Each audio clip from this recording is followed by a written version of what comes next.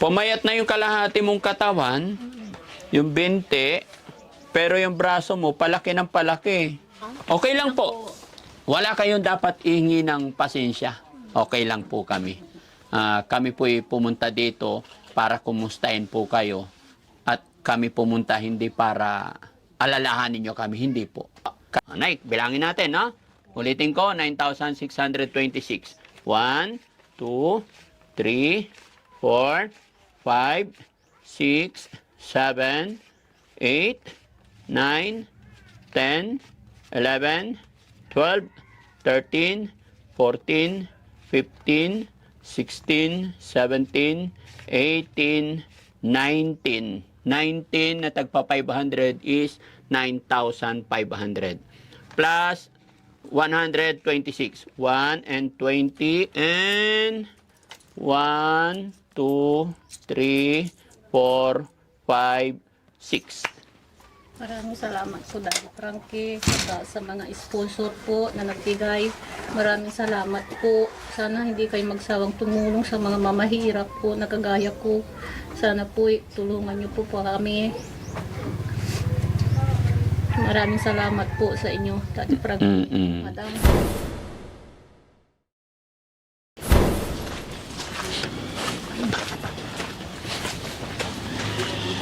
Hello po. Makidaan.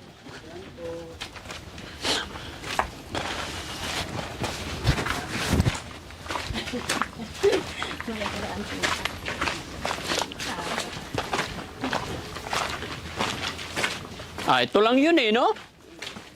Oo.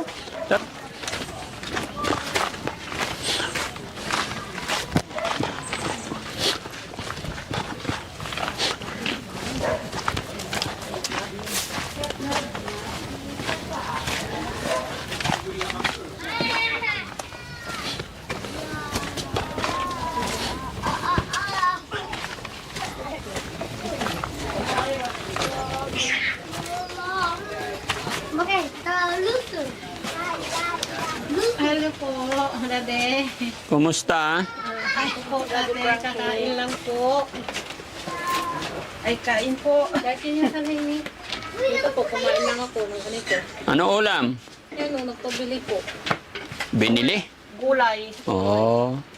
Hindi kayo nagluto. Wala, hindi ako makaano.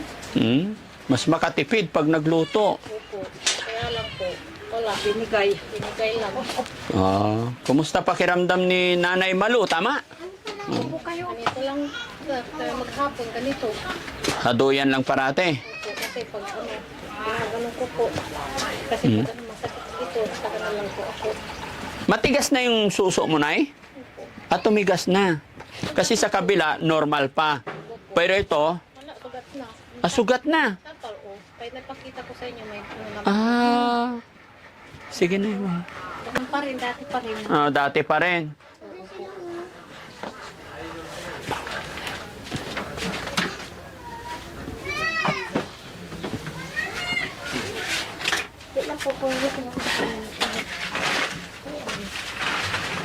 Pumayat ka na, Nay.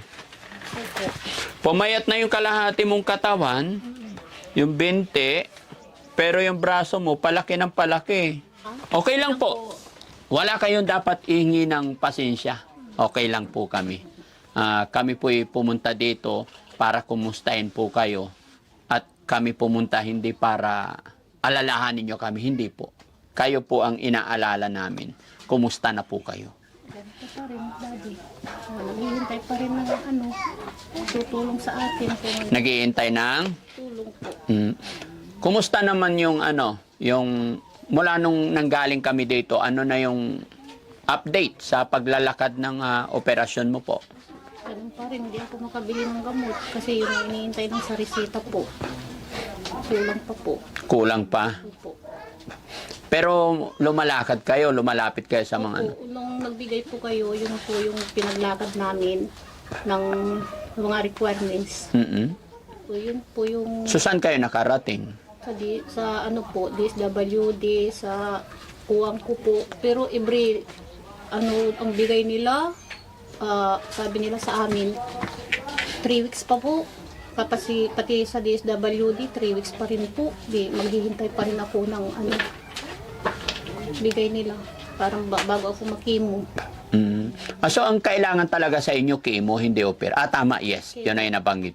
Chemo po. Hindi ka ba pwedeng, hindi ba kayo pwedeng humingi kay, kay congressman, congresswoman ng Yun po, recommendation? Si Bibi Arenas po. Oo. Yun po. Magbibigay din. Ay, very good. Kailan daw? Ang hilingin nyo sana yung recommendation para sa chemo, para sa doktor, Hindi po. o kaya kay mayor. Ganon. Hindi po. Rin yun. Dahil sa mayor, doon na rin sa DSWD yun.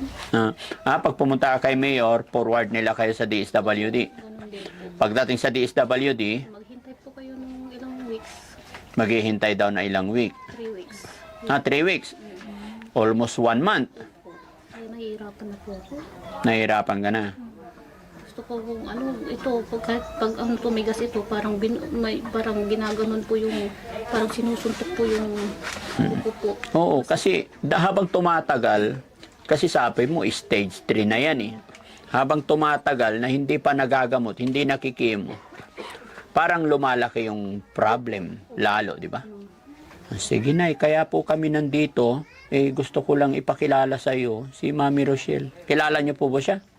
Po, asawa niyo. Asawa ko. Ang pangalan niya? Mami Rochelle po yung, siya po yung nag-aano kay Maricel, tsaka kay Tintin. Siya yung nag-aalaga, opo, kasi may mga alaga kami doon. Ayan. Pa si Bombom, ay si Si? Bandam. Si? Si Bandam. Si Bumbum Bandam. Nakakatawa yun eh. Nakakatawa. Napapanood mo, natatawa ka. Oo, yun ang inaano ko palagi. Pinapanood mo. Sige, Nay. Kaya kami nandito, Nay, kasi natatandaan mo yung panawagan mo nung unang punta namin. Thanks to God. May mga kababayan tayo na nagpaabot ng kaunting tulong. Kaya sabi ko sa iyo, di ba? Pag may magpaabot ng tulong, agad-agad kaming babalik para unti-unti maiprocess ninyo, malakad ninyo, or mabili nyo yung mga pangangailangan. Opo, kasi pag nakabili po daw kami, ilagay namin daw kaagad doon, punta kami kaagad, saka i-schedule na ako. Nakabili ng? Yung ang reseta, babalik namin doon sa region 1 para i-schedule na po ako. Sige, honey, basahin mo nga. Sabihin mo nga kay nanay kung sino yung mga nandyan. Ayan, Nay. Ito po, Ma'am, Nay, yung mga nagpadala ng tulong po sa inyo. Ano po? Si Ma'am Luna Santos, nagbigay po siya ng 5,776. Tapos si Ma'am Esperanza Aquino, nagbigay po siya ng 500. Tapos si Ma'am Sharon Domingo, nagbigay po siya ng 3,350. Bali, Nay, ang total po ng binigay is 9,626. Yan po. Yan po yung nalikom ng Team Daddy Frankie para po sa inyo. Yan po yung mga binigay ng mga sponsor.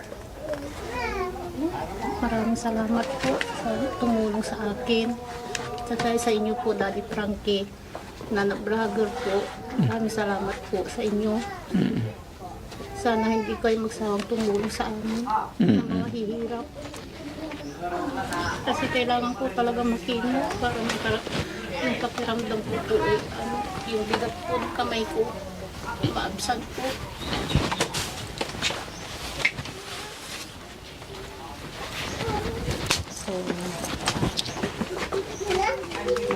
Okay. So, ito yung ito yung panawagan natin sa GCash. Kaya, thank you Lord, kasi isang panawagan pa lang natin ay may mga tulong nang dumating agad.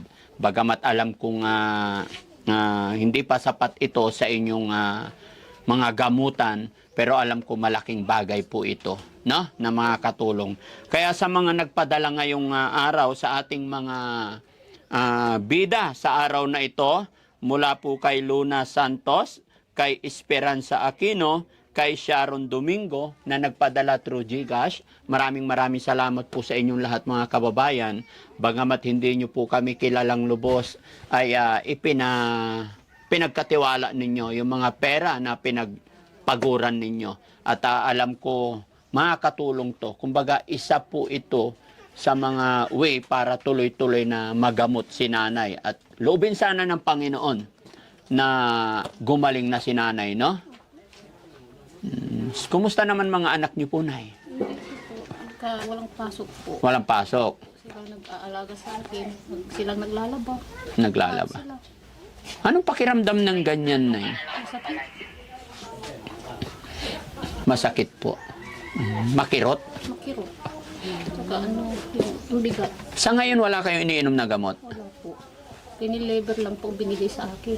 Ano po? Pinreliever lang. Pero hindi ko masyado iniinom kasi parang naano na yung kamay ko. Parang ano na yung, kung bagay, yung maga niya talagang iniipit-ipit niya yung dito ko. Ay,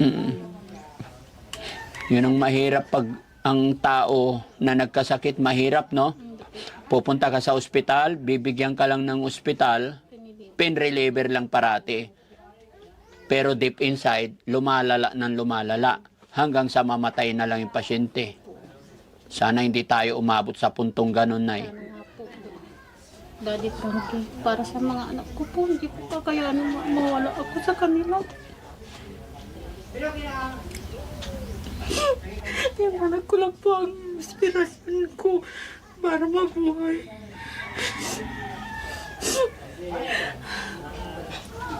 Yung isang anak kong babae, sabi niya sa akin, Nanay, lakas ang loob mo kasi wala kami kasama.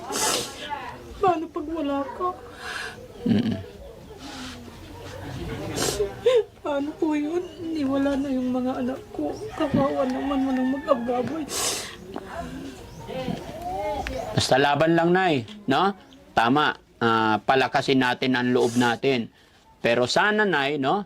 Habang pinapalakas natin yung loob natin, kausapin mo yung anak mo, mga kapatid mo, na maglakad, humingi ng recommendation kay congressman, kung sino pwedeng lapitan.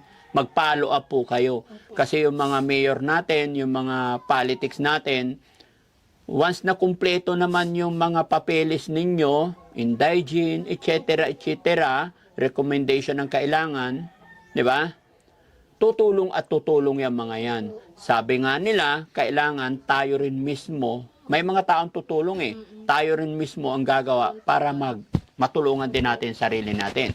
Kasi kahit anong sabihin ng pamilya natin, anak natin na lakasan ng loob,